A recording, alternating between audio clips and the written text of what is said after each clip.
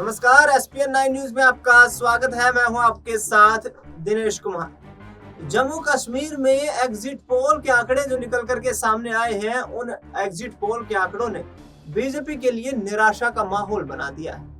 Bharatiya Janata party Jammu Kashmir विधानसभा चुनाव में बहुमत से काफी पीछे रहती हुई दिखाई दे रही है, तो दूसरी तरफ विपक्षी गठबंधन कांग्रेस पार्टी और नेशनल कॉन्फ्रेंस के लिए एक बड़ी राहत की खबर यह है कि एग्जिट पोल के आंकड़ों में यहां पर पूर्ण बहुमत की सरकार कांग्रेस और नेशनल कॉन्फ्रेंस की बनती हुई दिखाई दे रही है।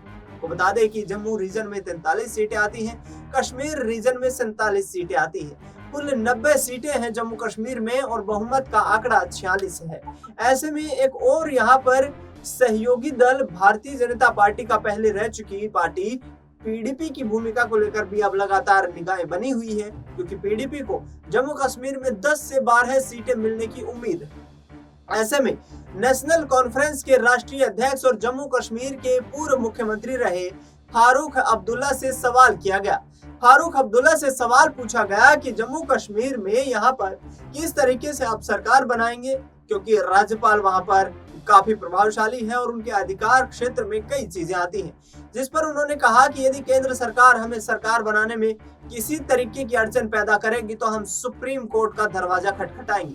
जम्मू कश्मीर को पूर्ण राज्य का दर्जा दिलाने का काम भी आगामी वक्त में बनने वाली सरकार करने वाली है। इस बीच आपको ये भी बता दें कि महबूबा मुफ्ती ने जम्मू कश्मीर को विशेष राज्य का दर्जा वापस देने की और इसके साथ साथ धारा 370 को खत्म करने की मांग को लेकर यहाँ नेशनल कॉन्फ्रेंस कांग्रेस का यहाँ पर समर्थन करने की बात कही है। उनकी तरफ से साफ कहा जा रहा है कि यदि नेशनल कॉन्फ्रेंस और कांग्रेस धारा 370 और 35A को जम्मू कश्मीर में वापस लाने के लिए और इसके साथ साथ जम्मू कश्मीर को विशेष राज्य का जो दर्जा मिला हुआ था उसको वापस पाने का प्रयास करेंगी, तो उनको यहाँ पर पीडीपी सहयोग करती हुई नजर आएगी। उनके समर्थन में यहाँ पर सरकार बनाने के लिए सहयोग देगी।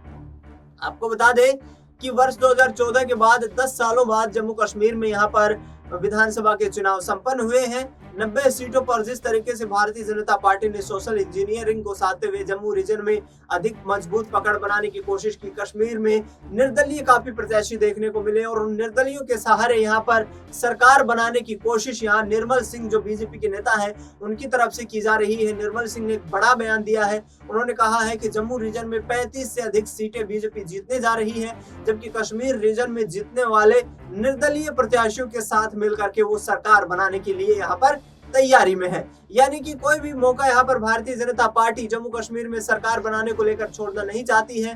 2014 में हमने देखा कि पीडीपी और बीजेपी ने मिलकर जम्मू कश्मीर में सरकार बनाई, लेकिन करीब 2 से ढाई साल सरकार चलने के बाद जम्मू कश्मीर में सरकार धराशायी हो गई। उसके बाद 2019 में धारा 370 और 35A को जम्मू कश्मीर से निरस्त करके केंद्र सरकार ने केंद्र शासित प्रदेश के रूप में जम्मू कश्मीर को बदल दिया था और उसके बाद उप राज्यपाल के यहाँ पर दिशा निर्देशों अनुसार जम्मू कश्मीर की राजनीति प्रशासन को चलाया जा रहा था। अब देखना ये होगा कि आखिरकार मुख्यमंत्री कौन बनता है। फारूक अब्दुल्ला ने उमर अब्दुल्ला के नाम को हरी झंडी दिखा दी। फिलहाल इस खबर में इतना ही। देश दुनिया की तमाम बड़ी खबरों के लिए आप देखते रहिए एसपीएन 9।